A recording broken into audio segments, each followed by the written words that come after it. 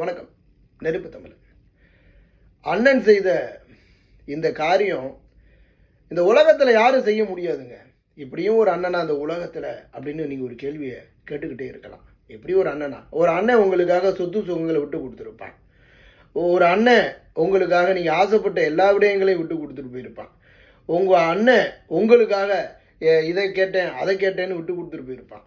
ஆனால் ஒரு அண்ணன் குடும்பத்தை காப்பாற்றுவதற்காக ஒட்டுமொத்தம் தன்னையே இழந்து தன்னையே அர்ப்பணித்து ஒரு அண்ணன் இன்றைக்கு வாழ்ந்து கொண்டிருக்கின்றான் என்றால் அதுதான் இங்கே நம்ம படம் இல்லைங்க, உண்மையான பாடல்.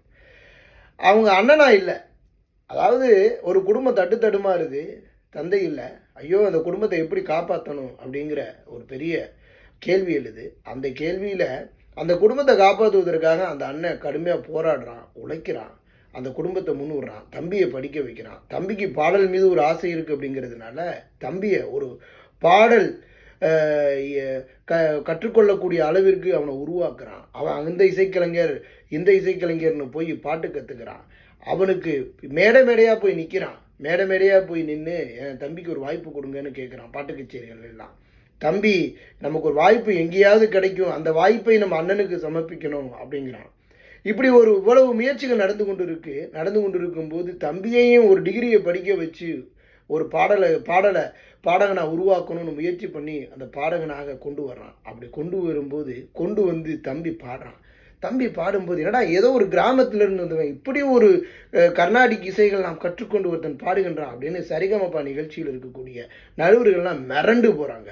டிஆர் கண்ணில் தண்ணீரை கூட்டுது. அப்படி இருக்கும்போது பார்க்கும்போது இவன் சொல்கிறான், இருங்க என் அண்ணனை கூட்டிகிட்டு வர்றேன் அப்படின்னு. அண்ணனை போய் தேடுறான். என்னமோ வானத்தை போல படத்தில் விஜயகாந்தை போய் பிரபுதேவா ஒரு ஸ்டேஜில் நின்று தேடுற மாதிரி போய் தேடுறான். அண்ணனை கூட்டிகிட்டு வர்றான். ஆனால் அது அண்ணா இல்லைங்க, திருநங்கை. அம்மாவாக மாறிய அண்ணன். அதுதாங்க அவன் சொல்கிறான், அம்மா அப்படின்னு நான் சொல்லிக்கிறேன் அப்படின்னு சொல்கிறான். ஒரு அண்ணனாக இருந்தவர் தன்னுடைய உடல் தோற்றத்தை வைத்து தன்னுடைய உடல் தோற்றத்தை மாற்றி தன்னை திருநங்கையாக மாற்றிக்கொண்டு அந்த குடும்பத்திற்காக உழைத்து தம்பியை படிக்க வைத்து தன்னோடு இருக்கக்கூடிய 3 தங்கைகளுக்கும் இன்றைக்கு வாழ்வாதாரத்தை கொடுத்து அந்த குடும்பத்தை இன்றைக்கு தாங்கி கொண்டு இன்றைக்கு அந்த குடும்பத்தை காப்பாற்றி கொண்டிருக்கக்கூடிய ஒரு குலதெய்வமாக ஒரு அம்மாவாக இருக்கிறாங்க, ஒரு திருநங்கை அண்ணனாக இருக்கக்கூடியவங்க. கேட்கும்போது கண்ணீர் வருதா? வாழ்க்கை விடாமுயற்சியோடு வாழ்க்கையில் உழைக்கணுங்க.